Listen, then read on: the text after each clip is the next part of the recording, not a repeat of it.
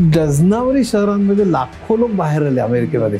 प्रचंड विरोध झाला. संपूर्ण शेअर मार्केट पूर्ण कोलॅप्स झालं, बॉन्ड मार्केट पूर्ण कोलॅप्स झालं. त्याला असं वाटतंय माझी आयात खूप जास्त निर्यातीपेक्षा, त्याला डॉलरची सुप्रिमसी हवी आहे. ते गेलं तर मग अमेरिकेची सत्ता जी जगावर सगळ्यात पूर्ण आहे ती सत्ता आता पूर्ण डळमळीत होईल. पण तो ट्रेड हा श्रीमंत आणि प्रगत राष्ट्रांना जास्त फायदेशीर ठरेल. कमी डेव्हलप झालेले राष्ट्र आहेत त्यांना त्याचा तोटा होईल. त्यांनी आपल्या इंडस्ट्रीजना प्रोटेक्शन द्यावं, आणि प्रोटेक्शन द्यावं म्हणजे काय की टॅरिफ लावावा.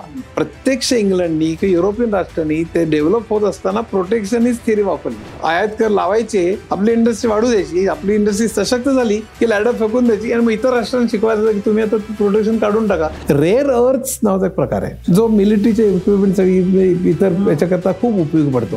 तर ते चीनकडे खूप आहेत. चीननी त्याच्यावर बंदीच घातली की आम्ही तुम्हाला देतच नाही. ट्रेड वॉर चालू झालं, महागाई प्रचंड वाढेल, तर ती कंट्रोल करण्याकरता पुन्हा इंटरेस्ट रेट वाढवायला लागतो. पुन्हा त्यामुळे रिसेशन जे येईल असं जे सगळं चाललेलं आहे. मला स्वतःलाच वाटतं की भारत अमेरिकेत खूप आंगुल चालन करतो. अमेरिका चिडेल म्हणून आपण त्यांचा मागोवा जाणं करतो, कसंही खेळवतोय आपल्याला. आरोग्य आणि शिक्षण हे दोघांकडे दुर्लक्ष केलं ही आपली घोडचूक आहे. शिक्षण हे फक्त रोजगाराकडे बघून असू नये, तो आयुष्याला तयार करणार असावं. मग त्याशिवाय आपण महासत्ता काय सत्ता पण होऊ शकणार नाही. नमस्कार, मी अच्युत गोडबोले. मी आज कांचन अधिकारी यांच्याकडे बातो बातो में या त्यांच्या प्रोग्राममध्ये आलेलो आहे बोलायला. बहुचर्चित जो विषय आहे ट्रम्प आणि तारीफ, आणि ते सध्याच्या जगामध्ये खळबळ माजलेली आहे त्याविषयी, त्यातलं अर्थशास्त्र, त्याच्या मागचे जिओ पॉलिटिक्स हे अत्यंत सोप्या भाषेत समजावून सांगण्याकरता हा प्रोग्राम मी केलेला आहे. मला हा प्रोग्राम करताना खूप मजा आली, तुम्हालाही ऐकताना तो खूप मजा येईल असं मला वाटतं. त्यामुळे लाईक, शेअर, सबस्क्राईब बातो बातो.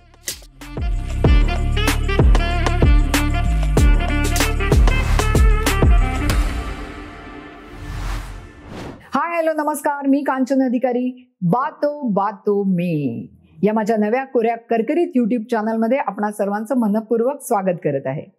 मंडळी, बातो बातो में या माझ्या पॉडकास्टला जरूर जरूर जरूर सबस्क्राईब करा, कारण की तुम्ही सबस्क्राईब केल्यामुळे माझा उत्साह निश्चितपणाने वाढणार आहे.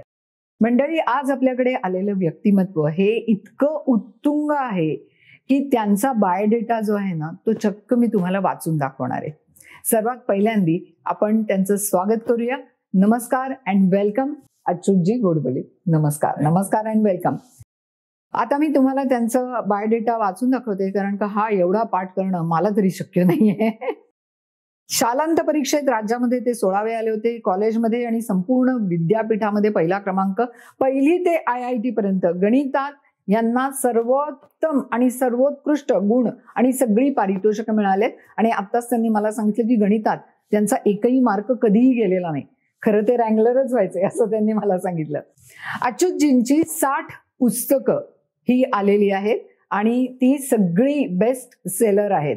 तर सॉफ्टवेअर क्षेत्रामध्ये भारत, इंग्लंड आणि अमेरिका इथे 32 वर्षाचा अनुभव आहे त्यांना, आणि त्यातली जवळजवळ 23 वर्ष त्यांनी तिथे CEO किंवा मॅनेजिंग डायरेक्टर या पदावरती ते कार्यरत राहिलेले आहेत. सॉफ्टवेअरच्या कामानिमित्त जवळजवळ 150हून जास्त वेळा त्यांचा जगप्रवास झालेला आहे. इन्फॉर्मेशन टेक्नॉलॉजी असो, आर्टिफिशियल इंटेलिजन्स असो, कायदा, विज्ञान, तंत्रज्ञान, नॅनो टेक्नॉलॉजी, गणित, संख्याशास्त्र, व्यवस्थापन, संगीत, साहित्य, कला, अर्थशास्त्र, राज्यशास्त्र, तत्वज्ञान, मानसशास्त्र आणि फ्युचरिझम अशा अनेक विषयांमध्ये त्यांना रस आहे.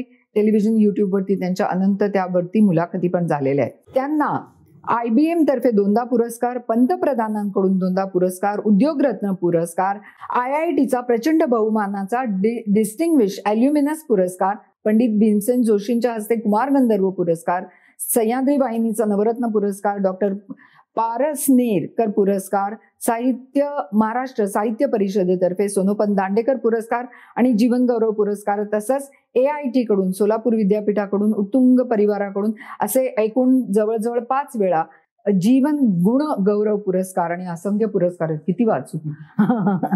सो असं इतकं मोठं व्यक्तिमत्व आज माझ्या समोर आहे, आणि त्याच्यामुळे आज मला आता कुठल्या विषयावरती बोलायचं ते मी तुम्हाला सांगते. आजकाल आपण सर्वच टीव्हीवरती म्हणा किंवा न्यूजपेपरमध्ये म्हणा, बातमी एकच आपल्याला बघायला मिळते, ती म्हणजे ट्रम्प. अमेरिकेचे राष्ट्राध्यक्ष ट्रम्प यांनी जेव्हा आपलं आयात निर्यात धोरण जाहीर केलं तेव्हा सर्वच देशांना एकच हादरा बसला. आणि माझ्यासारख्या एखाद्या सर्वसामान्य स्त्रीला यातलं कितपत नॉलेज आहे, मी त्यातलं कितपत ऍब्सॉर्ब करू शकते, जेव्हा मी त्या बातम्या ऐकल्या, वाचल्या, पाहिल्या, तेव्हा मला त्यातलं काही थोड्याफार अंशाने कळलं, परंतु मला एक असं वाटलं की ह्याच्यावरती आपण पॉडकास्ट अशासाठी करायला हवा की सर्वसामान्य जनतेपर्यंत हे काय आहे बाबा, कारण की अख्खं जग जे भरलेलं आहे ते असंख्य देशांनी भरलेलं आहे आणि प्रत्येक देशामध्ये काही ना काहीतरी गोष्टी ह्या जास्त प्रमाणात बनत असतात, काही ना काही गोष्टी ह्या कमी प्रमाणात बनत असतात. ज्या गोष्टी आपल्या इथे जास्त प्रमाणात बनतात त्या आपण निर्यात करतो, म्हणजे दुसऱ्या देशांना पाठवतो, आणि ज्या गोष्टी आपल्याकडे नसतात त्या गोष्टी आपण दुसऱ्या देशांच्याकडून आयात करतो. आणि जेव्हा आपण ह्या गोष्टी अशा आयात करत असतो तेव्हा त्याच्यावरती काही प्रमाणात का होईना परंतु एक आयात कर, टॅरिफ असं आपण त्याला म्हणूया, जो आकारला जातो आणि तो प्रत्येक देश भरत असतो. परंतु अमेरिकेचं आत्ताचं हे जे धोरण आहे, हे जो टॅरिफ त्यांनी प्रचंड प्रमाणात अचानक त्यांनी वाढवला आणि ह्याच्या पाठची काय बरं कारणं असावीत ही जाणून घेण्यासाठी आम्ही खास यांना बोलवलेलं आहे. अच्युतजी, वेलकम टू बातो बातो में. आणि सगळ्यात महत्वाचं म्हणजे आज माझ्या विनंतीला मान देऊन अच्युतजी पुण्याहून मुंबईला आलेले आहेत खास, त्यामुळे परत एकदा तुमचं खरं गोड स्वागत अगदी. आणि आत्ताच जसं मी म्हटलं, आपण आता चर्चेला सुरुवात करूया. आणि आत्ताच जसं मी म्हटलं की ट्रम्प यांनी अचानकपणे त्यांची धोरणं बदलली, जे आयात निर्यात जसं मी आता म्हटलं, तर या पाठची कारणं तुम्हाला काय दिसत आहेत? त्याचं असं आहे खरं म्हणजे की ट्रम्प हा एका शब्दात सांगायचं म्हणजे ट्रम्पची थेअरी अगदी चुकीची आहे. म्हणजे त्याचं इकॉनॉमिक्सच मुळी चुकीचं आहे. त्याचं कारण सांगतो. तर कारण असं की ट्रम्पला काय वाटतंय की आपण आयात खूप करतोय निर्यातीपेक्षा.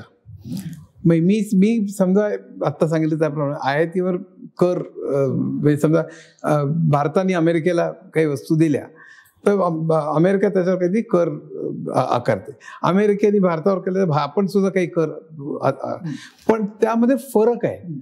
तो फरक WTOच्या ह्याच्यात झाला, तो कसा झाला नंतर सांगेन.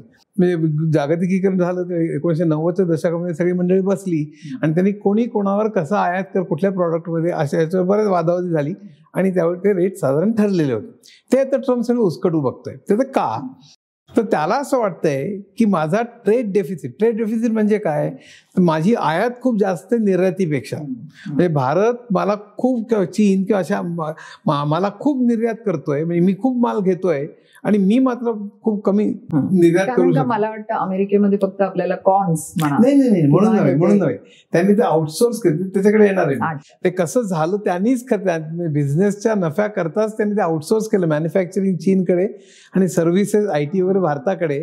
त्यामुळे भारत सॉफ्टवेअर एक्सपोर्ट करायला लागला, चीन मॅन्युफॅक्चर्ड गुड्स एक्सपोर्ट करायला लागला आणि मग एक्सपोर्ट वाढला. त्यांच्या बिझनेसेसनी ते केलं होतं. ते का केलं होतं सांगणार आहे मी.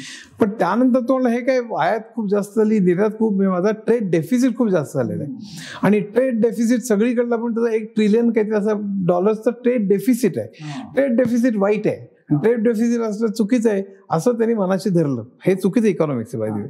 पण त्यांना त्यांच्या बाजूबाजूची लोक जे आहेत ते पण त्यांना काहीतरी असं काय सांगतात, सिंपल जगभर इतकी त्याच्यावर टीका होती, म्हणजे सगळ्यात तर रिपब्लिकन पार्टीमध्ये पण टीका होती, म्हणजे असं. तर हा त्याचा उगम कुठे ते सांगतो. म्हणजे 2-3 शतकांपूर्वी मर्कंटिलिझम नावाचा एक हे निघालं होतं, विचार निघाला होता. त्या विचाराप्रमाणे त्यावेळी सोनं सगळ्यात महत्वाचं होतं. तर आपल्या देशात सोनं सगळ्यात जास्त केव्हा येईल, आपण निर्यात जर का जास्त केली, एका देशाने दुसऱ्या देशाकडे निर्यात केली की तिकडे सोनं यायचं त्याच्यात, आणि आयात केली की सोनं बाहेर जायचं. तर निर्यात जर का जास्त असेल आयातीपेक्षा तर आपल्याकडे सोनं जास्त शिल्लक राहील, आणि सोनं जास्त शिल्लक राहणं म्हणजे देशाची प्रगती. कारण त्या सोन्याच्या जोरावरती तो सैन्य राखू शकायचा, इतर काही गोष्टी करू शकायचा, कारण सोनं तेवढं महत्वाचं होतं का. आणि त्यामुळे निर्यात ही आयातीपेक्षा जास्त असणं म्हणजे राष्ट्राची प्रगती, असं मर्कंटिलिस्ट लोकांचं म्हणणं होतं. मग फिजिओक्रॅट्स आले, ते सोडून देऊ. नंतर ॲडम स्मिथ आला. तर ॲडम स्मिथ हा खूप मोठा इकॉनॉमिस्ट, म्हणजे खरं कॅपिटलिझम भांडवलशाहीचा पायाच त्यांनी रचला. त्यांनी सांगितलं की फ्री कॉम्पिटिशन झाली पाहिजे. सगळ्या याच्यात असंख्य लोक, एकच वस्तू असंख्य लोक तयार करत असतील तेव्हा ग्राहकाला अनंत चॉईस असेल. त्यामुळे मी त्याच्याकडनं घेईन किंवा त्याच्याकडनं घेईन किंवा त्याच्याकडनं घेईन, ज्याच्याकडे हाय क्वालिटी आणि कमी किंमत असा माल, अशी वस्तू मिळतील, तिथनं मी वस्तू विकत घेईन. आणि या भीती पोटी सगळी मंडळी आपली क्वालिटी वाढवतील आणि आपली किंमत कमी करायला लागते, फ्री ज्याला परफेक्ट कॉम्पिटिशन म्हणतात, अशी त्यांनी कल्पना मांडली. त्यामुळे श्रम विभागणी कशी होईल वगैरे असं सगळं ते वेल्थ ऑफ नेशन्स नव्हतं ते. पण त्यामध्ये आणखीन एक तत्व होतं, ते म्हणजे सगळ्या देशांमध्ये फ्रीली सगळी गुड्स आली पाहिजे. थोडक्यात म्हणजे सरकारनी या ट्रेड जो होता अनेक देशांमध्ये त्याच्यामध्ये लुडबुड करू नये. आता सरकार लुडबुड दोन तऱ्हेने करू शकतं कुठल्याही आंतरराष्ट्रीय ह्याच्यात. एक म्हणजे कस्टम ड्युटी म्हणजे टॅरिफ, की आयातीवर कर जर का लावला आणि जर वेगवेगळ्या देशाने वेगळा लावला त्याचा अर्थ फ्री मार्केटमध्ये तुम्ही व्यत्यय आणता. जर का करच कोणी कोणावर काही टॅक्स लावायचं म्हटलं की संपूर्ण आंतरराष्ट्रीय म्हणजे अमेरिकन कॉर्न येईल, ब्राझीलचं कॉर्न येईल, भारतीय शेतकरी पण करतील आणि ते फ्री कॉम्पिटिशन जगभर असं ते सगळं होतं. म्हणजे कोणी कर लावायचंच नाही. दुसरं इंटरफिअर करतं मार्केटमध्ये मी सबसिडी. म्हणजे काय की आपण प्रोटेक्शन देतो आपल्याकडल्या लोकांना. शेती हे त्यातलं उदाहरण मी नेहमी उत्पादका म्हणजे कसं, शेती एक उत्तम उदाहरण आहे. शेतीला म्हणजे उदाहरण तर सबसिडीची गरज काय तेही सांगतो. की उदाहरण तर 10 रुपये समजा शेतकऱ्याला भाव हवा असेल, म्हणजे तो जर का 10च्या खाली असेल तर शेतकरी मरेल किंवा शेतकऱ्याला उत्पन्न मिळणार नाही किंवा कमी मिळेल, जे आज होत आहे. आणि त्याला जर का 10 दिलं तर मात्र ग्राहकाला खूप जास्त पडतात ना. तर ग्राहकाला 6 रुपयाला हवी असते. ग्राहक 10 रुपये जर केलं तर ग्राहक वैतागतो, 6 रुपये केलं तर शेतकरी वैतागतो, कारण त्याला कमी मिळतं. मग करायचं काय? अशा वेळी सरकारमध्ये इंटरव्हीन करतं आणि अनेक देशात करतं. भारतात तर केव्हापासून स्वातंत्र्यापासूनच, आणि त्याला सबसिडी म्हणतात. सरकार शेतकऱ्यांकडनं 10 रुपयाला विकत घेतं आणि 6 रुपयाला गिऱ्हाईकांना वाटतं. मग ते सरकार पूर्वी 10 रुपयाने घ्यायचं आणि ते त्यांच्या गोडाऊनमध्ये ठेवायचं. फूड कॉर्पोरेशन ऑफ इंडिया ते विकत घ्यायची आणि नंतर 6 रुपयाला रेशन कार्डावरती ते लोकांना द्यायचं. ते 4 रुपये सरकार भरायचे, त्याला सबसिडी म्हणतात. पण ही मार्केटमध्ये इंटरफिअर केलं ना बाजारपेठेत. म्हणजे बाजारपेठेत रेट ठरवलं, ग्राहक किती द्यायला तयार आहे, शेतकरी कितीला विकायला तयार आहे, हे बाजारपेठेच्या प्रमाणे ते होऊ दे आणि ते ठरवू दे. तुम्ही सबसिडीतून ते शेतकऱ्याला तुम्ही मध्ये इंटरव्हीन करा.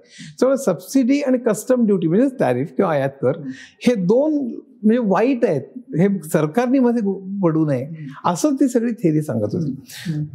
मग डेव्हिड रिकार्डो आला. त्यावेळी फार गंमत झाली. म्हणजे समजा 1-2 देश आहेत आणि एका देशामध्ये आणि समजा 2च वस्तू आहेत सगळ्या आपल्याला गरजेच्या, समजा टेबल आणि समजा धान्य.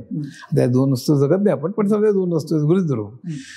तर समजा एक देश टेबल आता मगाशी तुम्ही सांगितलं आपण, एक देश जर का टेबल जास्त प्रॉडक्टिव्हली तयार करू शकत असेल कमी खर्चात आणि जास्त क्वालिटीचा, आणि दुसरा देश जर का धान्य कमी खर्चात आणि जास्त क्वालिटीचं तर दोघांमध्ये ट्रेड होईल. पण डेव्हिड रिकार्डोची थेरी इतकी गंमतशीर होती की दोन्ही बाबतीमध्ये कमी खर्चात आणि जास्त क्वालिटीचं जर एका देशाने केलं आणि दोन्हीमध्ये दुसऱ्या देशाने ते कमी क्वालिटीचं आणि जास्त किमतीचं जर का असेल तरी सुद्धा त्यांच्यामध्ये ट्रेड दोन्ही देशांना फायदेशीर ठरू शकतो.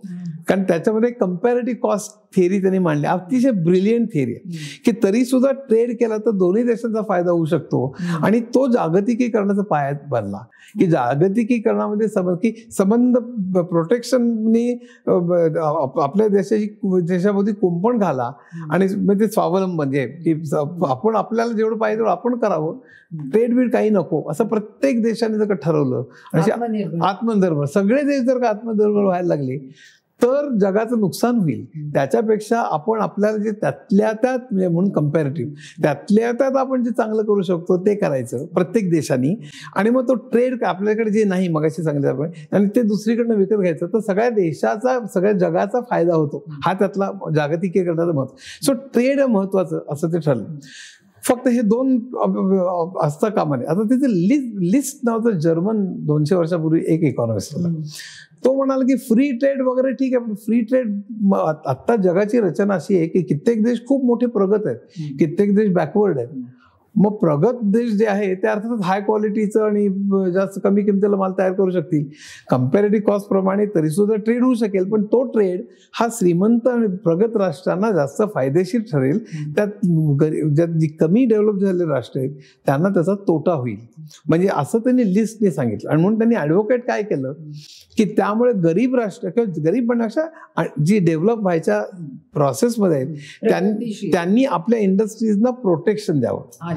आणि प्रोटेक्शन द्यावं म्हणजे काय की तारीफ लावावा, म्हणजे बाहेर न येणारा माल, म्हणजे उदाहरण ॲग्रिकल्चर, की आपल्या समजा अमेरिकेत सध्या तिकडनं सगळं धान्य आपल्याला इथे होता सुरुवात होईल, हाय क्वालिटीचं, कमी किमतीचं.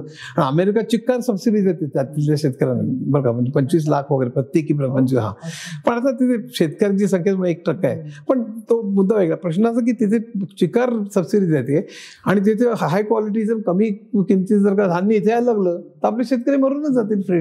म्हणून देश डेव्हलप होईपर्यंत त्यांना प्रोटेक्शन द्यावं असं लिस्टने सांगितलं, जे सगळं इंग्लंड, अमेरिका आणि इतर अनेक राष्ट्रांनी पाळलं. प्रत्यक्ष इंग्लंडनी किंवा युरोपियन राष्ट्रांनी ते डेव्हलप होत असताना प्रोटेक्शनिस्ट थिअरी वापरली.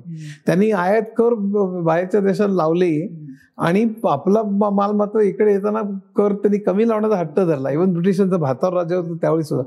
आणि हा जून चँग नावाचा एक इकॉनॉमिस्ट आहे, ऑक्सफर्डचा खूप मोठा इकॉनॉमिस्ट आहे, तर त्यांनी किकिंग द लॅडर आणि बॅड समरिटन्स हे 2 पुस्तकं लिहिली, अप्रतिम पुस्तक आहेत. किकिंग द लॅडरचाच अर्थ असा की आपण शिडीवरून चढून जायचं आणि मग शिडी किक म्हणजे स्वतः प्रोटेक्शनिझम वापरायचा, आयात कर लावायचे, आपल्या इंडस्ट्रीचं प्रोटेक्ट करायचं, आपली इंडस्ट्री वाढू द्यायची, आपली इंडस्ट्री सशक्त झाली की लॅडर फेकून द्यायची आणि मग इतर राष्ट्रांना शिकवायचं की तुम्ही आता प्रोटेक्शन काढून टाका, कारण माझी इंडस्ट्री खूप प्रगत झालेली आहे, आता मला तुमच्याकडे विकायचा. हा त्यातला साधा हिशोब आहे. तर हे इंग्लंड, अमेरिका आणि इतर अनेक सगळ्या प्रगत राष्ट्रांनी केलं. आता काय झालं की 1970च्या दशकामध्ये एक विचित्र प्रकार झाला, तो म्हणजे स्टॅगफ्लेशन आलं.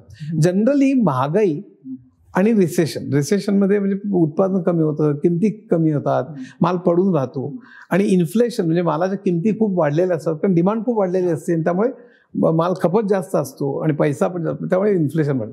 ह्या 2 एकमेकांच्या विरुद्ध गोष्टी आहेत. म्हणजे जनरली जेव्हा इन्फ्लेशन असतं तेव्हा रिसेशन नसतं, किंवा रिसेशन असतं त्यावेळेला इन्फ्लेशन नसतं. पण हे दोन्ही एकत्र आले तर तो मुद्दा सोडवायला फार कठीण असतो. तो 1970च्या दशकात आला, आता पण बऱ्याच ठिकाणी चालू आहे. त्याला स्टॅगफ्लेशन असं म्हणतात. आणि ते सॅम्युएल्सन नावाचा नोबेल प्राइज विनर इकॉनॉमिस्ट होता, त्याने ते स्टॅगफ्लेशन शब्द काढला. मग त्यावेळेला बेकारी पण होती आणि त्यावेळी महागाई पण होती. आता त्यावेळेला अमेरिकन, विशेषतः अमेरिकन, युरोपमध्ये अमेरिकेत विशेषतः, त्यांच्या याचे नफ्याचे दर हे खूप कमी झालेले होते. मग आता नफा कसा वाढवायचा, कारण ते एका ह्याच्यात अडकले होते, तर कसा तो वाढवायचा नफा.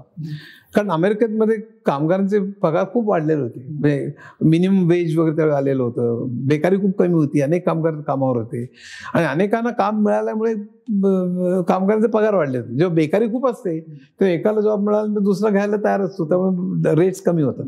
पण त्यावेळी फुल एम्प्लॉयमेंट जवळपास होती, म्हणजे त्यात केन्सचं इकॉनॉमिक्स होतं, त्यात मी शिरत नाही. पण मुख्य म्हणजे त्या सगळ्या कारणामुळे कामगारांचे पगार वाढलेले होते. मग अमेरिकन कारखानदार म्हणायला लागले की आमचे नफा आता खूप कमी होतोय, मग करायचं काय.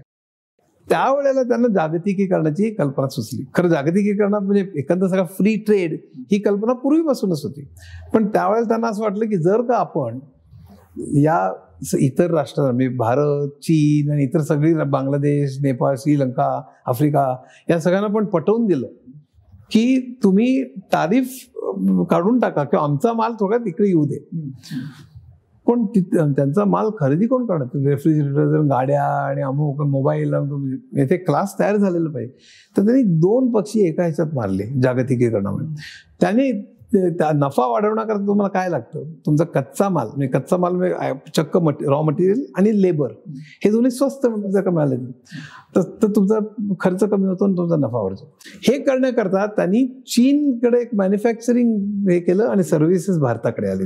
सर्व्हिसेस म्हणजे IT, बँकिंग, अमुक तमुक, आणि मॅन्युफॅक्चरिंग चीनकडे गेलं. पण मॅन्युफॅक्चरिंग चीनकडे जाऊ शकलं ह्याचं कारण चीननी शिक्षणावर प्रचंड खर्च केला होता आता, म्हणून चीनकडे गेले. भारताकडे काय येऊ शकले नाही, अजूनही काय येत नाही, हे सगळं आपण शिक्षणाकडे खूप दुर्लक्ष केले म्हणून.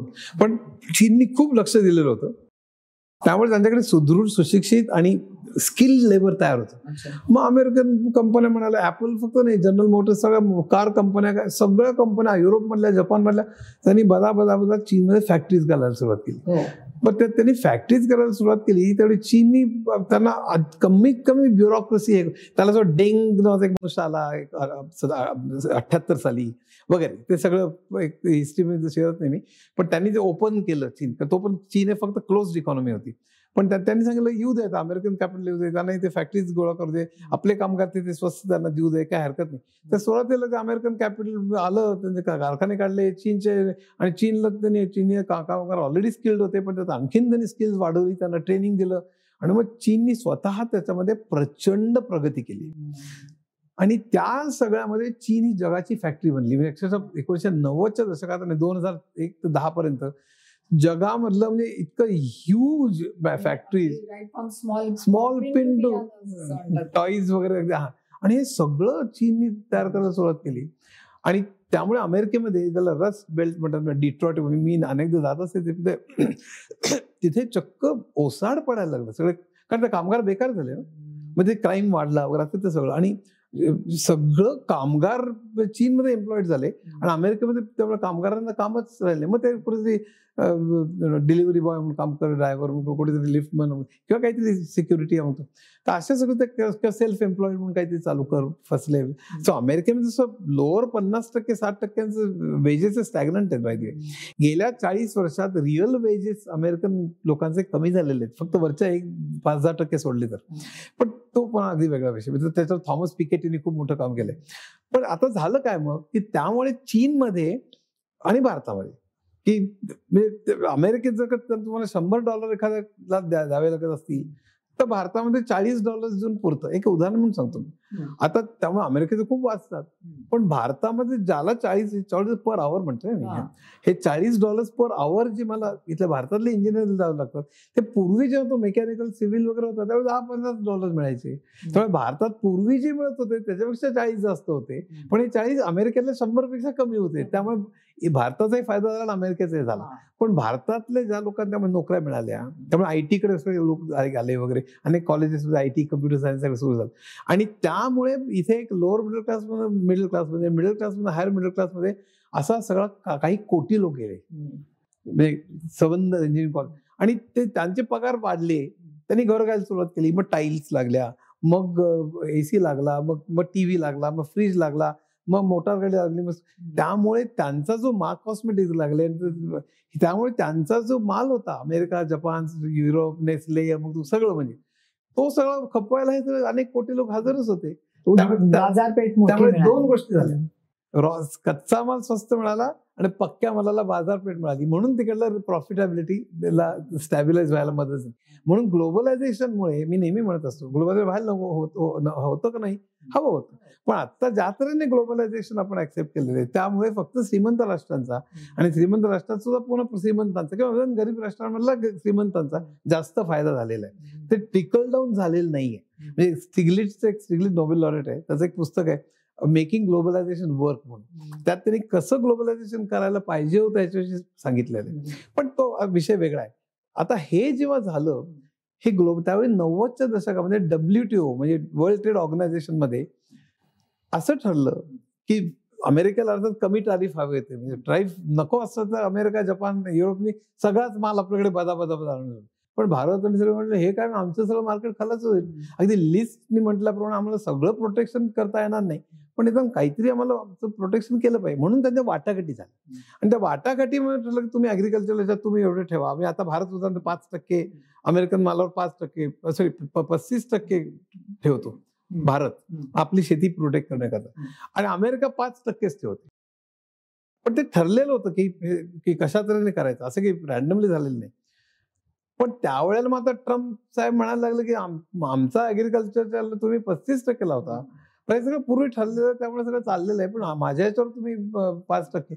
मग हे कसं, मग त्यामुळे तो ट्रेड डेफिसिट यायला लागला. तिथनं खरी आपली स्टोरी सुरुवात झाली होती की बेसिकली ट्रम्प याच्या आधी असं कधी कोणी हे केलेलं नाही, असं कोणी, कारण बेसिकली ही संबंध वर्ल्ड ऑर्डर बदलण्यासाठी. पण हे वर्ल्ड ट्रेड ऑर्गनायझेशन या ऑर्गनायझेशननी एकदा ठरवलं तर त्याला दुसऱ्या देशाचा, म्हणजे तो राष्ट्राध्यक्ष का असे ना, तो असं घेऊ शकतो का ऑब्जेक्शन? नाही, आता अमेरिका सगळ्यात बलाढ्य आहे, त्यामुळे त्यांनी WTOच नाही, आम्ही वर्ल्ड ऑर्गनायझेशन पण नको, आम्हाला युनायटेड नेशन पण नको वगैरे, तो वाटेल तो बोलतोय, म्हणजे रोज एक उठून सगळं जग त्याला. आणि कधी एक दिवस एक टॅरिफ रेट सांगतो, लगेच 10 दिवसांनी वेगळा टॅरिफ आलेला असतो. आणि ही जी अनसर्टनिटी आहे ती सगळ्यात वाईट आहे. म्हणजे एक वेळ टॅरिफ तुम्ही लावले ते सगळं ठीक आहे, पण ही अनसर्टनिटी जी आहे ती वाईट आहे. आणि आता टॅरिफ होणार काय त्यामुळे, की हे टॅरिफ खरं सांगायचं चीन हा सेंटरला आहे या ठिकाणी. ते पहिल्यांदा बोलत नव्हता, पण त्याच्या नावाखाली पहिल्यांदा सगळ्यांना हळूहळू ते पत्ते खोडायला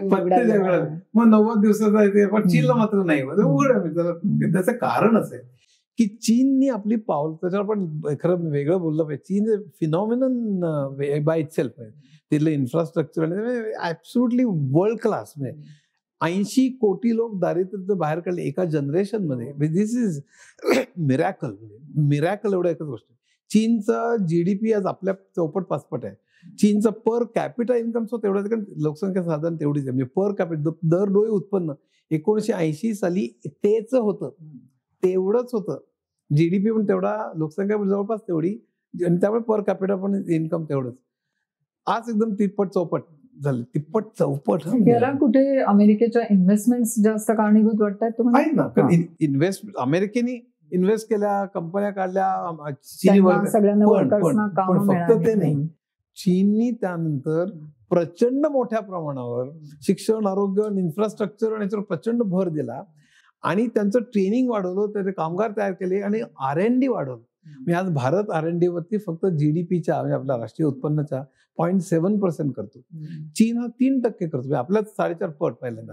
आणि चीनचं GDP इटसेल्फ तिप्पट चौपट आहे. म्हणजे एकंदर आपला 20-25 पट तो R&D वर खर्च करतो. स्किल्ड लेबर हा जर आपण मुद्दा पकडला तर चीन आणि भारताकडे पण इक्वल म्हणजे संख्याबळ आहे लेबर असं म्हणलंय, पण स्किल्ड नाही. कारण एज्युकेशन फार वाईट आहे. अच्छा. एक तर प्रायव्हेट हँड मध्ये कॅपिटेशन फी, पेपर फोडणं, आणि आता सगळं माहिती आहे आपल्याला. तर ते, आणि सरकारी शिक्षण व्यवस्था सुद्धा खूपच बेकार. शिक्षकांना पगार नाही, तर मग तो आरोग्य आणि शिक्षण हे दोघांकडे दुर्लक्ष केलं, ही आपली घोडचूक आहे. मग त्याशिवाय आपण महासत्ता काय सत्ता पण होऊ शकणार नाही. सगळी राष्ट्र आपण नेहमी डायनिंग टेबल बसून दक्षिण कोरियाचं बघा, सिओल बघा, दक्षिण कोरिया बघा, चीन बघा, सिंगापूर बघा, या सगळ्या राष्ट्रांनी, जपान, दक्षिण कोरिया, सिंगापूर, हाँगकाँग, सगळ्या राष्ट्रांनी आणि युरोप अमेरिकेने सुद्धा त्यांच्या देशांनी म्हणजे सरकारांनी शिक्षण, आरोग्य, रस्ता, पाणी, वीज, सार्वजनिक वाहतूक या सगळ्यांना भरमसाठ खर्च केलेले पूर्वी, म्हणून ते पुढे गेले. आपण ते न करता डायरेक्टली करू बघतो, हे नक्कीच चूक आहे. कुठेतरी मला म्हणजे माझ्या ज्ञानात भर पडावी म्हणून मी तुम्हाला विचारते की आपण बघायला गेलं तर आपल्याकडे तसं म्हटलं तर संख्याबळ जास्त आहे, हुशार मुलं पण भरपूर आहे जसं तुम्ही म्हणालात, किंवा शिक्षण, पण शिक्षण पद्धती जी आहे ती व्यवसायाला पूरक अशी आपली नाहीये शिक्षण पद्धती. एक म्हणजे खरं म्हणजे असं की शिक्षण हे फक्त रोजगाराकडे बघून असू नये, तो आयुष्याला तयार करणारा असावं. त्याला कलेची पण आवड असावी, त्याला गाण्याची पण असावी, त्याला माउंटेनिअरिंग पण असावं, सुदृढ पण असावं, आणि त्याला जॉब आहे. पण आपण आपली शिक्षण पद्धती ना जर त्याला आयुष्यासाठी तयार करते ना जॉबसाठी, असं तो प्रॉब्लेम पडत मूर्ख. आणि गंमत वाटेल, मी नास्कॉमने पब्लिश, मी आता 32 वर्ष IT काढली. कम्प्युटर सायन्स BTech MTech झालेल्यांना पुन्हा 6 महिने आम्हाला ट्रेनिंग द्यावं लागायचं. इंडस्ट्री आणि अकॅडमीशी ह्याच्यात एवढं अंतर आहे, आणि इंडस्ट्रीला रेडीमेड माणसं हवी असतात. हा पुन्हा त्यात प्रॉब्लेम. चीननी काय केलं, त्यांच्या सरकारने दबाव आणला. म्हणजे पुन्हा सरकारची एकाधिकारशाही वगैरे आपण टीका करू शकतो, पण दबाव आणून त्यांनी ते small scale MSME small scale industry ज्या आहेत आणि युनिव्हर्सिटी ह्यांचं टायअप अतिशय चांगलं केलं. युनिव्हर्सिटीनं बजावून सांगितलं MSME स्मॉल स्केल इंडस्ट्री जे काही प्रॉब्लेम्स आहेत ते तुम्ही सोडवले पाहिजेत, असं चक्क त्यांचे टायअप करून दिलं. आणि जे सोडवतील त्यांना इन्सेंटिव्ह पुन्हा, म्हणजे असं इतकी गंमतशीर त्यांनी सिस्टम आहे. चीनवर एकदा आपण बोलू. इट्स अ फॅन्टॅस्टिक स्टोरी बरं का, फॅन्टॅस्टिक. म्हणजे लोक म्हणतात सरकारी जर का असेल लोक काम करत नाहीत, मग चीनचं काय झालं, मग सिंगापूरचं काय झालं, ते बरंचसं सरकारी आहे. चीनची सगळी जमीन सरकारच्या त्यांनी लीजवर दिलेली आहे. म्हणजे मॉडेलच वेगळं आहे. चीन अनेक दोष आहेत बरं का, म्हणजे डेमोक्रेसी अनेक आहे, टायनमन स्क्वेअर.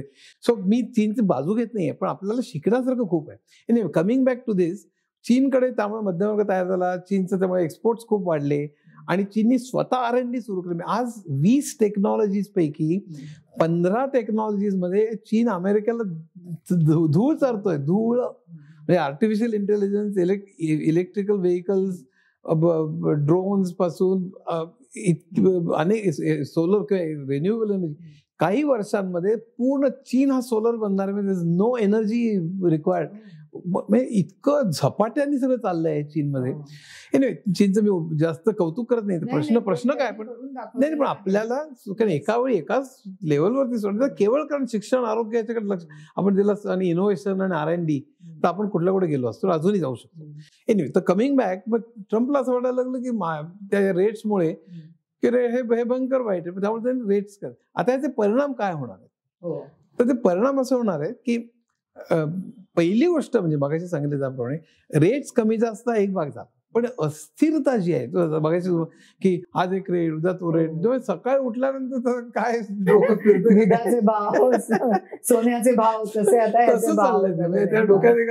आणि तर मला स्वतःला असं वाटतं की चीननी जी काही प्रगती केली, सध्या अमेरिकेला जी आतापर्यंत सोव्हिएत युनियन एवढा एकच त्याचा शत्रू होता. सोव्हिएत युनियनचं 1989 साली खलास झाला, बर्लिन वॉल पडली, आणि रशियाचं ते सगळं त्याचं चॅलेंज जो होता तो गेला कोल्ड वॉर. पण आता न्यू कोल्ड वॉर चालू झालेलं आहे. त्या कोल्ड वॉर फक्त चीन नाहीये, तो ब्रिक्स आहे. खरं म्हणजे भारतापुढे जो प्रश्न आहे, मला स्वतःलाच वाटतं की भारत अमेरिकेचं खूप अंगुल चालन करतोय. आपण ब्रिक्स म्हणजे ब्रिक्स सहा जे आहे म्हणजे Brazil, Russia, India, China, south Africa, आणि आता आणखीन 10 देश जमा झाले, ऍड झाले, इजिप्त, सौदी अरेबिया वगैरे.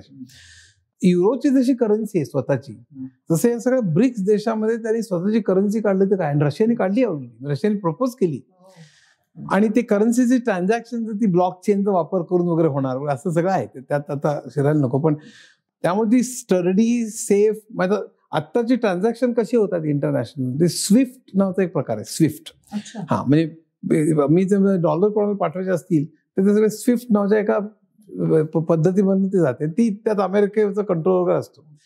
तर त्यांनी, चीननी स्वतः एक वेगळी सिस्टम आता काढलेली आहे. सगळं सांगायचं कारण काय की अमेरिकेला वाटतं आपल्याला चॅलेंज करून लोक डॉलरच्या ऐवजी त्यांच्या करन्सीत जर का करायला लागले तर काय, आपल्या डॉलरचं डॉमिनन्स आहे. तर मी त्याच्याकडे येतोय. आणि चीन जे प्रचंड वाढतोय, आणि ब्रिक्स मध्ये चीन लिडरशिप आहे. एकीकडे रशिया आणि अमेरिका येतात, रशिया पॉवरफुल. आता चीन सेकंड बिगेस्ट. चीनचं इनफॅक्ट GDP अमेरिकेला मागे टाकेल इन 2 years, मागे टाकेल. पर कॅपिटल नाही अजूनही, पण पर कॅपिटल यायला वेळ लागेल. पण प्रश्न असा आहे की अमेरिका आणि R&D आणि त्याचं जी टेक्नॉलॉजी ती इतकी हादरलं. इलेक्ट्रिकल व्हेकल्स हा अमेरिकेमध्ये सत्य मेजॉरिटी चीनच प्रोव्हाइड करतं, आणि टेस्ला बिस्लाचं धूळ सारखं इतकं होतं. त्यामुळे ते हादरलेत. आणि आता मग ब्रिक्स मध्ये त्यांनी करन्सी, म्हणून ट्रम्पने धमकी दिली मोदींना की तुम्ही जर का, आतापर्यंत भारत काय करत होता, भारत रशियाकडनं ऑइल घेत होता. रशिया युक्रेन जरी चाललेलं असलं तरी आपण डायरेक्टली बाजू युक्रेनची का नाही घेतली, अनेक कारण आहेत. पण रशियाकडनं आपण ऑइल घेत होतो, आणि ऑइल घेऊन मग ते युरोप रशियाकडनं घेऊ शकत नव्हतं अमेरिकेच्या दबावामुळे. आणि युरोप स्वतः पुन्हा रशियाच्या विरुद्ध होता, त्यामुळे रशियाकडनं तेल घेऊ शकत नव्हतं. त्यामुळे रशियाने भारताने रशियाकडनं घ्यायचं, आणि भारताने युरोपला विकायचं चढ्या भावात आणखीन. त्यामुळे रशियाच्या इक्विव्हलंट त्याच भावाला युरोपला तेल मिळायला लागलं. अमेरिकेपेक्षा स्वस्त, रशियाचं स्वस्त होतं, पण भारताच्या थ्रू मिळायला लागलं. पण त्यामुळे अमेरिका चिडला की ते रुबल्स मध्ये, म्हणजे डॉलर होत नाही तो ट्रान्झॅक्शन. तो हे सगळं थांबवा, रशियाकडे घेता कामा नये, डॉलर डॉमिनन्स राहायला पाहिजे. ब्रिक्सची करन्सी उधळून लावली, ब्रिक्सला काही अर्थ नाही, ब्रिक्स इज डेड वगैरे असं ट्रम्पने म्हणाला. आणि तिथे तो सगळा खरं म्हणजे जिओ पॉलिटिकल आता जो चाललेला आहे तो अमेरिका आणि ब्रिक्स मधला मेनली चायना, हा सगळा वाद आहे मुख्य. म्हणून त्यांनी इतर देशात 90 दिवस पोस्टपोन करण्याचं कारण असं की डझनावरी शहरांमध्ये लाखो लोक बाहेर आले अमेरिकेमध्ये, प्रचंड विरोध झाला त्याला. संपूर्ण इतका शेअर मार्केट पूर्ण कोलॅप्स झालं, बॉन्ड मार्केट पूर्ण कोलॅप्स झालं. बॉन्ड मार्केट फिक्स डेट आणि इक्विटी असतं, शेअर मार्केट आणि फिक्स डिपॉझिटचं मार्केट असं गृहीत धरू आपण, तेही आपण ते कोलॅप्स झालं. आणि त्यावेळी त्याला चक्क फोन गेले म्हणजे तिकडल्या लोकांचे की हे जर का चालू राहिलं तर 1929 साली जसं प्रचंड मोठी मंदी आली होती तशी मंदी येण्याची शक्यता आहे, तू ताबडतोब आवर. मग त्यांनी त्यांना मार्ग काढला 90 दिवसाचा आहे. आणि मग चीन वरती मात्र आता त्याच्यातलं 125 अमेरिकेपेक्षा 50% असं. पण प्रॉब्लेम सांगतो याच्यात काय आहे तो की ट्रेड डेफिसिट असल्यामुळे आपण निर्यात जास्त करतो आयातीपेक्षा. निर्यात करतो म्हणजे आपल्याकडे डॉलर येतात, आयात करतो म्हणजे आपल्याकडे डॉलर जातात. त्यामुळे आपल्याकडे डॉलर्स जास्त राहतात, ते आरबीआयकडे ते डॉलर्स असतात, तसंच चीनकडे असतात, तसं इतर अनेक देशांमध्ये असतं. मग आपण करतो काय त्या डॉलर्स? तर आपण ते डॉलर्स घेतो आणि पुन्हा अमेरिकेतले बॉन्ड्स विकत घेतो आणि त्यामुळे अमेरिकेवर कर्ज होतं. आपण बॉन्ड विकत घेतो, त्याच्यावर इंटरेस्ट मिळून जातं आपल्याला.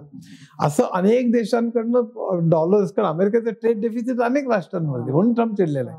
आता हे डॉलर्स आपण तिकडे ठेवतोय. का डॉलर्स ठेवतो आपण? कारण डॉलर ही सुप्रीम करन्सी आहे. डॉलर जगावरती राज्य करते. मी दुसऱ्या महायुद्धानंतर अमेरिकेने, कारण युरोप पूर्ण खलास झालेला होता, रशिया खलास झाला होता, जपान बॉम्ब टाकून खलास झाला, त्यामुळे अमेरिका म्हणली की मी आता सगळ्यांना तुम्हाला मदत करणार. आणि त्यामुळे त्यांनी इतर युरोपला सांगितलं की तुमचं संरक्षण पण मीच सांभाळणार. मग नाटो त्यांनी स्थापन केलं, नेटो, आणि त्यांनी सगळ्या संरक्षणाचं चेन तयार केली की तुमचं संरक्षण. पण आतापर्यंत ते उपकार म्हणून की युरोप वीक आहे, आपण केलं पाहिजे वगैरे असं. आता ट्रम्प म्हणलं आहे फुकटाचं मी देणार नाही, नाटो आम्ही माझं सैन्य ठेवतो तुमच्या युरोपच्या ह्याच्यामध्ये, तुमचं संरक्षण करा, तुम्ही त्याचे पैसे भरले पाहिजे, असं सगळं ट्रम्प चक्क करायला लागला. त्यामुळे ते नेटोच्या विरुद्ध तो WHO विरुद्ध आहे, WTOच्या विरुद्ध आहे. त्यामुळे संपूर्ण ऑर्डरच तो बदलायला लागला, म्हणून खळबळ माजली. आणि म्हणून त्याने मग चीनवरती त्यांनी ठेवलं, बाकीच्या ठेवलं. आता हे आपण जे पैसे वाचलेले असतात ते तिकडे ठेवतो, याचं केवळ कारण डॉलर, समजा डॉलर स्ट्रॉंग नसता तर आपण ब्रिक्सच्या ठेवले असते, युरोमध्ये ठेवले असते. सो पण होतं काय की डॉलर स्ट्रॉंग असल्यामुळेच त्याला हे डॉलर मिळतात, कर्ज म्हणून काय ना, पण ते मिळतात. आणि त्याच्याच जोरावर मग तो मिलिटरी खर्च करू शकतो, युद्ध खेळू शकतो. त्याच्याच जोरावर तिथलं 2008 साली जी मंदी आली त्या बँकांना बेल आउट करू शकतो, किंवा कुठल्या तरी USAIDच्या नावाखाली इतरांवर दबाव आणू शकतो. अनेक गोष्टी अमेरिका करू शकते ते डॉलरच्या सुप्रिमसीमुळे. म्हणजे एका बाजूला त्याला डॉलरची सुप्रिमसी हवी आहे, आणि ती सुप्रिमसी तेव्हाच राहू शकते जेव्हा ट्रेड डेफिसिट खूप आहे. त्यामुळे आपल्याकडे डॉलर्स इतर राष्ट्रांकडे बरेच आहेत, आणि ते डॉलर्स पुन्हा अमेरिकेकडे देऊ शकतो. सुप्रीमसी त्यांनी ट्रेड डेफिसिट संपूर्ण काढून टाकला, बंद केला, म्हणजे पूर्ण नलिफाय केला. तर लोकांकडे डॉलर्स अमेरिकेकडे द्यायलाच नसतील, त्यामुळे मग डॉलरची सुप्रीमसी कुठे जाईल? मग ट्रेड डेफिसिट पूर्ण शून्य करणं आणि डॉलरची सुप्रीमसी हे कॉन्ट्राडिक्टरी गोल्स आहेत. इथे ट्रम्प अडकलेला आहे, आणि या सगळ्यावर परिणाम मात्र असा होणार आहे, संबंध देशभर खळबळ, स्टॉक मार्केट वर खाली, इन्व्हेस्टमेंट सगळे कोलॅप्स होतील. आणि जेव्हा आयात कर वाढतो तर चीनचं मालावर 150% आयात कर वाढला. म्हणजे चीनकडनं ज्या अनेक वस्तू येतात, म्हणजे केमार्ट सारखी दुसरी कंपनी, वॉलमार्ट म्हणजे 80-90% चीनचा माल आहे. तर त्यामुळे कुठे अमेरिकेला जाऊन बघा तुम्ही, मेड इन चायना. आता त्याच्यावर 150% हे भरला तर ग्राहकांना तो महाग पडणार ना.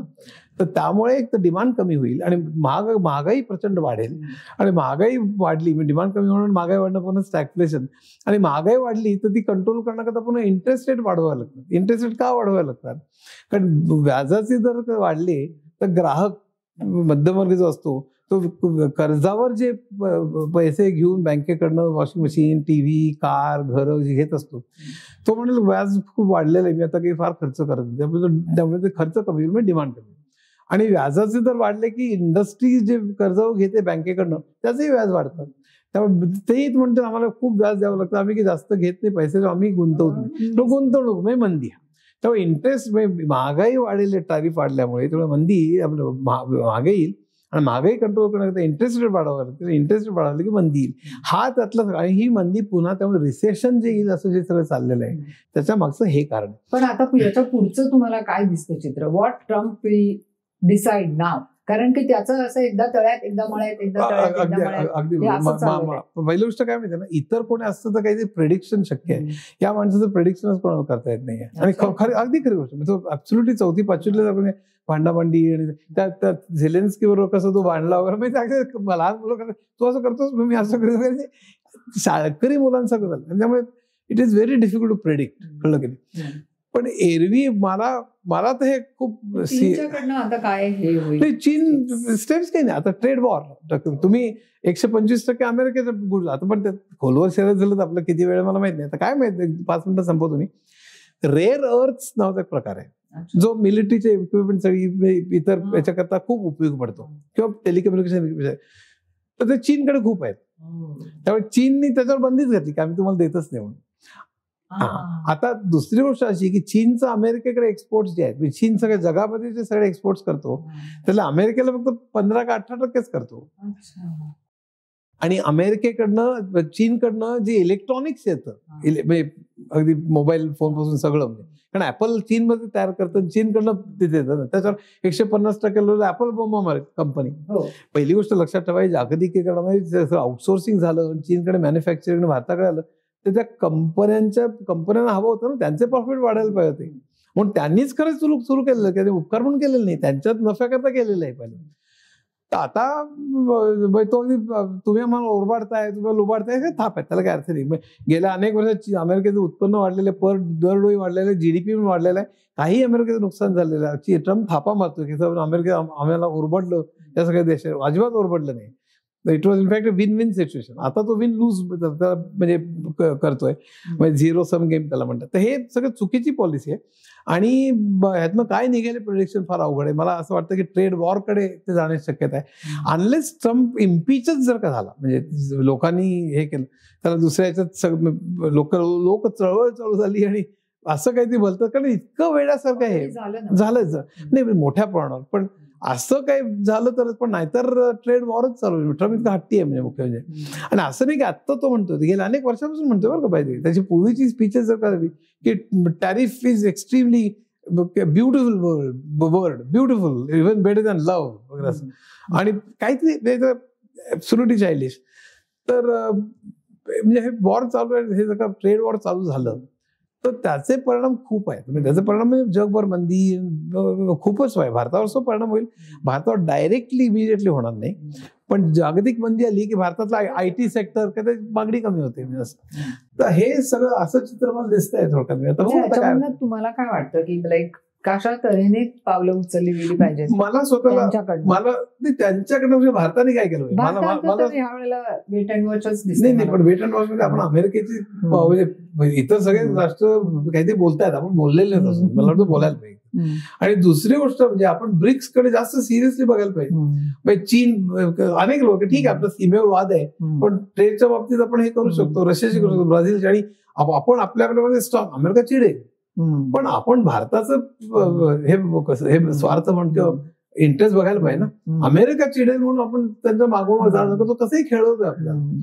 तर मला असं वाटतं की ब्रिक्स मध्ये जास्त संबंध वाढवणं, अमेरिकेला धमकी तरी वाटेल की आपण केलं तर हा इकडे जाईल. सो असं पाणी केलं नाही केलं तरी सुद्धा मला असं वाटतं की अमेरिकेपेक्षा ब्रिक्स जास्त रिलायबल आहे. अमेरिका वाटेल ते केव्हाही करू शकतात, ट्रम्प नंतर तर भयंकरच. त्यामुळे ब्रिक्स बरोबरचे संबंध आणि ट्रेड हा आपण जास्त सुधारला म्हणजे डायरेक्ट. आता मला एक छोटासा म्हणजे माझ्या बुद्धीला विचारते प्रश्न तुम्हाला, की असं बघायला गेलं तर अमेरिकेमध्ये बघितलं तर आपण मगाशी कॉर्नचा विषय काढला, तर त्याच्याशिवाय जास्त काही पिकतं वगैरे किंवा हे होतं असं नाहीये. It's like what ever investment they have done in China, ते अपार्ट फ्रॉम दॅट त्यांना बाकीच्या देशांकडनंच त्यांना जे काय हवं आहे ते इतकी वर्ष म्हणजे आयात करत गेलेले आहेत. मग त्याच्यावरती ते कसं काय हे करू शकते? फक्त कॉर्न नाही, अनेक ऍग्रिकल्चरल प्रोडक्ट, फक्त अमेरिका, युरोपमध्ये नेस्लेचे अनेक प्रोडक्ट्स, तर चीज पासून, दुधापासून, दुधाचे पावडर, चॉकलेट पासून अनेक असंख्य प्रोडक्ट्स आहेत. आता नेस्लेचे मॅगी वाटते, पण असे जे सगळे प्रॉडक्ट्स आहेत ते डायरेक्टली इम्पोर्ट जर का करायला ड्युटी कमी केल्यामुळे, तर आपल्या ऍग्रिकल्चर आणि agriculture small industries, agro based industries सगळी वाट लागेल, असा तो प्रश्न आहे. तर म्हणजे फक्त कॉर्न नाही, म्हणजे बरेच इतर प्रोडक्ट सुद्धा आहेत. आणि ऍडव्हान्स्ड मिलिटरी आपल्याला देतं ते, नंतर ऍडव्हान्स आपल्याला त्यांचे मोबाईल ऍपल आहे उदाहरणार्थ, किंवा इतर आता टेस्लाच्या गाड्या, तो हे आता सॅटेलाइट. आता तुम्ही म्हणाला तसं टेस्लापेक्षा सुद्धा आता इलेक्ट्रॉनिक चायना BYD नावाची कार आहे ती, टेस्ला पूर्ण म्हणजे काय क्वालिटी, म्हणजे म्हणून एका जनरेशन मध्ये त्या राष्ट्रांनी करून दाखवलंय. पण हे एक्सपेक्टेडच नव्हतं अमेरिकेला, म्हणजे त्यामुळे सगळी खळबळ माजलेली खरं. आणि त्यांना आता कंट्रोल जर का नाही केलं तर चीन ब्रिक्स पण वाढेल, मग त्यांची करन्सी चालू होईल, मग लोक आपण त्याच करन्सी करायची, मग डॉलरचं हे जाईल. आणि डॉलरचं राहणं त्यामुळे तो नोटा छापू शकतो, त्यामुळे युद्ध करू शकतो, अनेक गोष्टीला फ्रीडम मिळतं डॉलर सुप्रीम असल्यामुळे. ते जाईल आणि ते गेलं तर मग अमेरिकेची सत्ता जी जगावर सगळ्यात पूर्ण आहे ती सत्ता आता पूर्ण डळमळीत होईल. हा त्याच्या मागचा सगळा तो एवढी सगळी चेन आहे. तुम्हाला काय दिसतं? What you foresee? As I said, I really can't predict Trump being there as the president. It's very difficult. पण मला स्वतःचा ट्रेड वॉर ऍग्रोवेट होईल असं वाटतं मला, अनलेस ट्रम्पला बरा फटका जसा 90 दिवसाचा करण्याकरता लोकांनी फोन केले चळवळी झाल्या, त्यामुळे हे कसं शेप घेतं त्या संबंध तो परत मागे पण घेतोय त्याच्या प्रत्येक काय कळत नाही. एकदा अनाऊन्स करतो म्हणजे like he must know he is at what position. It doesn't just taking, अतिशय whimsical, अतिशय विचित्र. आणि त्याच्यावरती अख्ख्या जगाची ट्रेड त्याच्या भोवती फिरते. सो अशा वेळेला भयंकर की आपण आताच मंडळी पाहिलं आणि त्यांच्याकडनं ऐकलं, अच्युतजींनी इतक्या साध्या सोप्या सरळ समर्पक भाषेमध्ये आपल्याला हे सगळं समजावून सांगितलेलं आहे. मला असं वाटतं की आजचा पॉडकास्ट हा यांच्याबरोबर करण्यामागचा माझा हाच हेतू होता की दरवेळेला आपण मोस्टली कलाकारांच्या वरती पॉडकास्ट करत असतो, परंतु जगामध्ये काय घडतंय, जागतिक परिस्थिती कशी कुठल्या दिशेनं चाललंय, वारं कुठल्या दिशेनं वाहतंय हे जाणून घेणं ही त्याहीपेक्षा महत्वाचं आहे. आणि त्यामुळेच आज अच्युतजींना मी खास विनंती केली आणि थँक्यू अच्युतजी, आज तुम्ही माझ्या विनंतीला मान देऊन इथे आलात, खास पुण्याहून तुम्ही मुंबईला आलात तेवढ्यासाठी आणि आमचा पॉडकास्ट केलात. सो थँक्यू सो मच, धन्यवाद. परत तुमच्या बरोबर आपल्याला AI या विषयावरती पण एक पॉडकास्ट आपल्याला घ्यायचा आहे. तसंच अनेक इतर विषयही आहेत जे आपण प्रत्येक वेळेला एक एक विषय घेऊन यांच्याबरोबर असंख्य अशा सिरीज आपल्याला करायच्या आहेत. अच्युतजी, आज माझ्या विनंतीला मान देऊन तुम्ही माझ्या पॉडकास्ट बातो बातो मी मध्ये आलात आणि आपण ट्रम्प आणि त्यांचे टॅरिफ विषयीचे सर्व कायदे याच्याविषयी बोललो. अतिशय सुंदर आणि उपयुक्त माहिती तुम्ही आपल्याला दिली. Thank you so much. एक छोटीशी भेट माझ्या. थँक्यू.